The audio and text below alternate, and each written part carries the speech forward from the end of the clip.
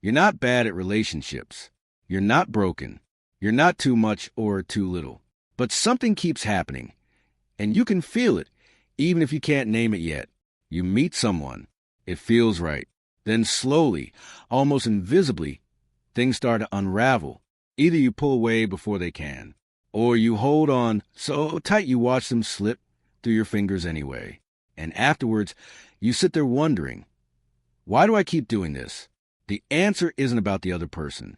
It isn't about bad luck or bad timing. It's about something that was wired into you before you even knew what love was. It's called your attachment style, and if you've never looked at yours honestly, it might be the most important thing you do this year. Let me describe something. Tell me if this sounds familiar. You're in a relationship, or trying to be, and there's this constant low hum of anxiety underneath everything, like you're waiting for it to fall apart. Or maybe it's the opposite. You're with someone who genuinely cares about you, and you feel nothing, numb, a little trapped, and you hate yourself for it.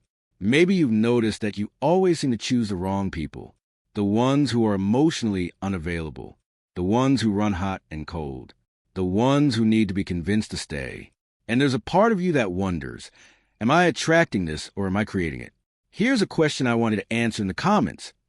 Have you ever felt like you were more in love with the idea of someone than the actual person, but you couldn't stop anyway? Drop a yes or a no. I'll be reading them. Here's what nobody tells you. Your nervous system is not neutral in relationships. It has a history. Every argument that scared you as a kid, every time you reached for comfort and got pushed away, every moment you learned that love comes with conditions, your brain recorded all of it, and it built a model, a template, a silent rule book for how relationships work. That rule book runs your relationships now, not your intentions, not your values, not even your feelings, at least not on the surface. The rule book, and the cruelest part, you follow it even when you know it's wrong. You pull away even when you want to stay. You text 3 times when one would have been enough. You find reasons to leave people who are actually good for you. You stay with people who are clearly bad for you. And you can't explain it. Not to your friends, not to your therapist, and definitely not to yourself. Meet Jordan. Jordan is 26, smart, genuinely kind, and has ended 3 relationships in the past 4 years. All with people who, by every measure, were good partners. Each time, when things started to feel real and settled and safe, Jordan got restless, picked fights, started noticing flaws that hadn't seemed to matter before, eventually convinced themselves it wasn't right and left, then spent months missing those people. Jordan doesn't think of themselves as avoidant. Jordan thinks of themselves as someone with high standards. But the pattern tells a different story. Jordan's story isn't unusual. It might be yours. And it starts making sense the moment you understand what's actually driving it. Here's the science, and I promise to make it simple. Your brain is a prediction machine. Its whole job is to keep you safe by learning from the past and using those lessons to anticipate the future. This is brilliant for avoiding danger. It's a disaster for falling in love. When you were a child, your nervous system was learning the rules of emotional connection from the people closest to you, not from what they said, from what they did. Were they available when you were scared? Were they consistent? Did love feel safe, or did it feel unpredictable? Based on those early experiences, your brain built what psychologists call an internal working model, essentially a subconscious blueprint of what to expect from relationships. And here's where it gets fascinating. Research from the University of California found that approximately 40% of adults have insecure attachment styles, meaning nearly half of people walking into relationships are operating from a blueprint built on fear, inconsistency, or emotional unavailability. Nearly half. That means the anxiety you feel in relationships isn't weakness. It's your brain doing exactly what it was trained to do. Now here's the counterintuitive fact that I want you to really sit with, because it reframes everything. The attachment patterns that feel most comfortable to you are often the ones that are most destructive. Your nervous system doesn't crave healthy love. It craves familiar love. Those are not the same thing. If you grew up in a home where love was unpredictable, inconsistency in a partner will feel oddly normal. If you were rewarded for emotional independence as a child, vulnerability in a relationship will feel threatening, even when it's exactly what you need. The emotions we feel in adulthood are often old feelings in new clothing. John Bowlby, A Secure Base, Parent-Child Attachment and Healthy Human Development. Your nervous system isn't punishing you. It's just working from an outdated map.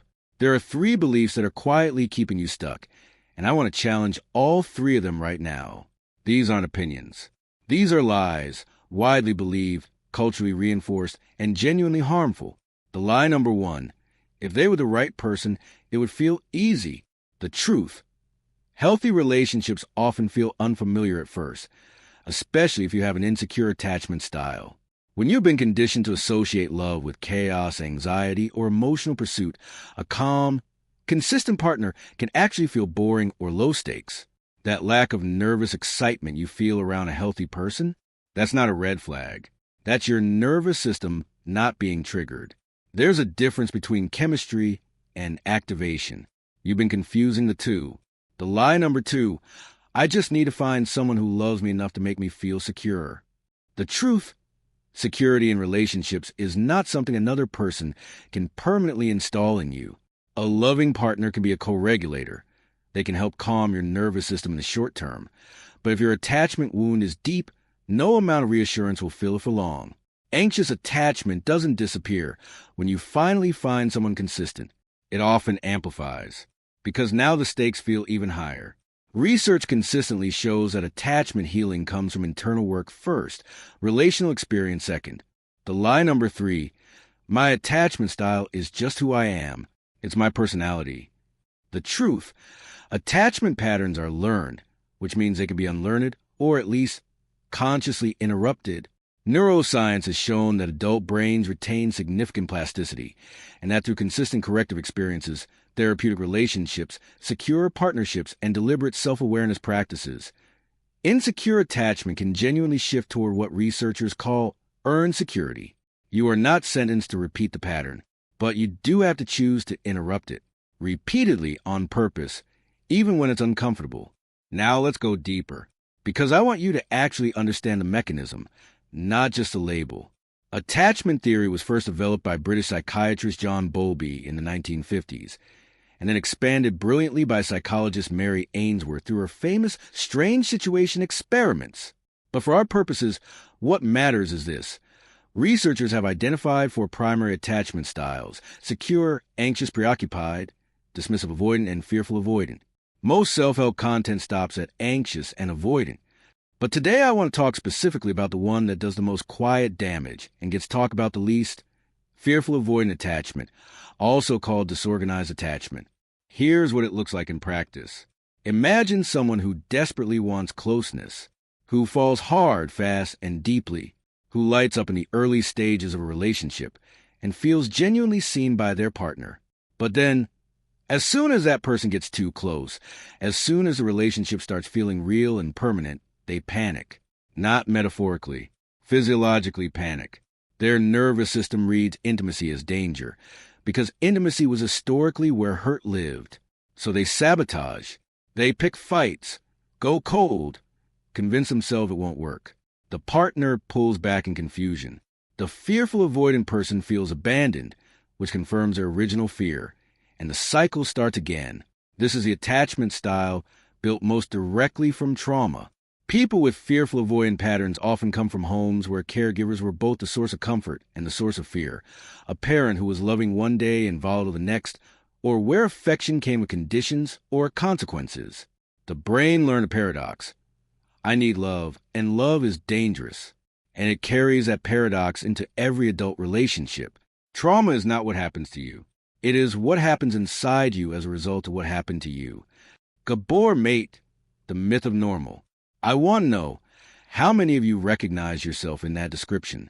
Drop your attachment style in the comments if you've ever taken a quiz or done the research. Anxious, avoidant, fearful avoidant, or secure. Let's see where everyone's at. The fearful avoidant pattern is particularly destructive in modern dating because it mimics healthy connection in the early stages. These people are not cold or disinterested. They're often some of the most passionate, intense connectors you'll ever meet, until intimacy crosses a threshold their nervous system can't tolerate. Then the walls go up, and neither they nor their partner fully understands why. All right, here's what you actually came for. This is your framework. I'm calling it the SAFER method, and it's a practical tool for interrupting insecure attachment patterns in real time and over time. 5 steps. Write these down. Step 1. See the pattern, don't just feel it. The first move is awareness with specificity. Not just, I'm anxious, but what triggered the anxiety, what story your brain is telling, and whether that story is based on evidence or on the past. When you notice yourself pulling away, clinging, picking a fight, or going on a relationship, stop and name it. My anxious attachment just got activated. That small act of naming creates the tiniest gap between the trigger and the behavior. That gap is where change lives. Step 2. Ask what the fear is actually about. Beneath every attachment behavior is a core fear. For anxious types, it's usually abandonment. For avoidance, it's usually engulfment. The fear of losing themselves in someone else. For fearful avoidance, it's both at once. When you're in the middle of a reaction, get quiet and ask, what am I afraid of right now? Is this happening now? Or am I reacting to something old? You don't have to resolve it. You just have to locate it. Step 3. Feel without acting. Insecure attachment behaviors are essentially your nervous system's attempts to escape an uncomfortable feeling. Clinging is an attempt to escape the feeling of uncertainty. Withdrawing is an attempt to escape the feeling of vulnerability. The revolutionary act is to feel the feeling without acting it out. Sit with the discomfort for 10 minutes before you send the text, before you pick the fight, before you go cold. Feelings that aren't acted on will usually peak and soften. This is called affect regulation, and it is genuinely learnable. Step 4. Expose yourself to corrective experience. This is a step most people skip. Your nervous system updates through experience, not insight alone. You cannot think your way into a secure attachment style. You have to have experiences that challenge the old model. That means let someone be there for you. Don't deflect the compliment. Don't minimize your need. Let someone show up, and instead of finding reasons to distrust it, let it land. Slowly, carefully, this rewires the blueprint. I want you to pause here for a second. Think about the last time someone was genuinely kind to you in a relationship, a moment of real care. Did you receive it? Or did you deflect it, explain it away, or immediately start wondering what they wanted? Just notice. Don't judge. Just notice. Step 5. Repair and repeat. Earned security doesn't come from never getting triggered. It comes from the repair after you do. When you notice you've acted out an old pattern, you went cold, you snapped, you pulled away, go back, name it, repair it, with yourself first, and then with your partner if appropriate. The goal isn't to be perfect. It's to shorten the cycle. Every time you catch it a little earlier, every time the repair is a little faster, the pattern loses power. Slowly, you become someone who has a history of coming back to themselves. Between stimulus and response, there is a space. In that space lies our freedom and our power to choose our response. Viktor Frankl, Man's Search for Meaning. 3 mindset shifts. These are the ones I want burned into your memory. Old thought, I'm too damaged for a healthy relationship.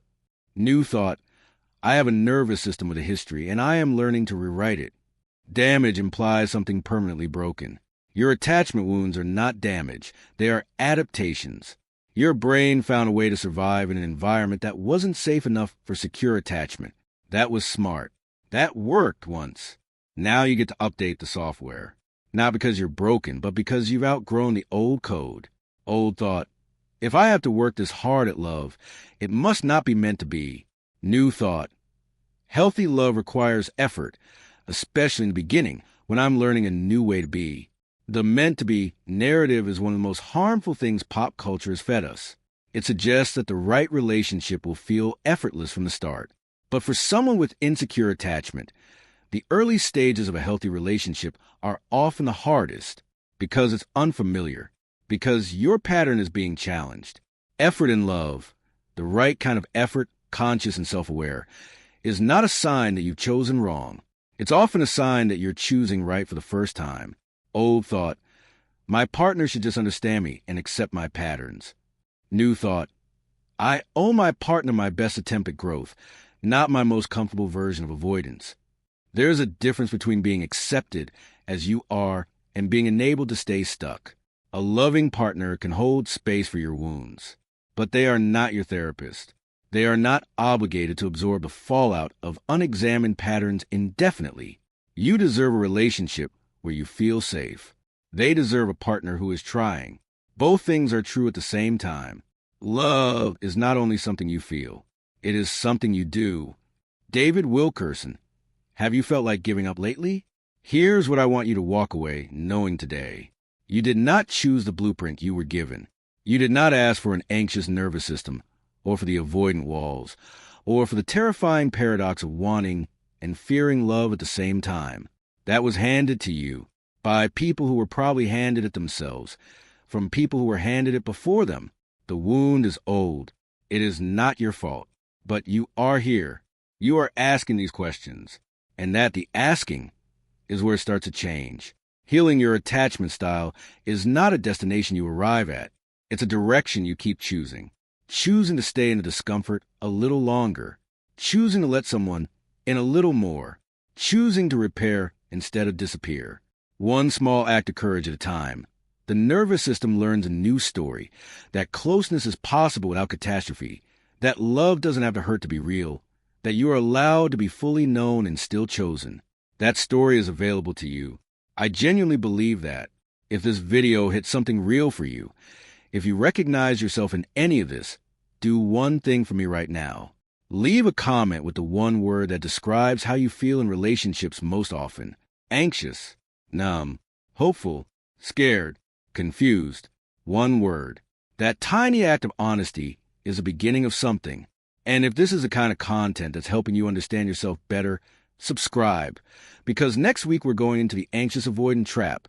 What happens when the two most common insecure attachment styles end up together, why they're so magnetically drawn to each other, and whether that relationship can actually work. You're not going to want to miss it. I'll see you there.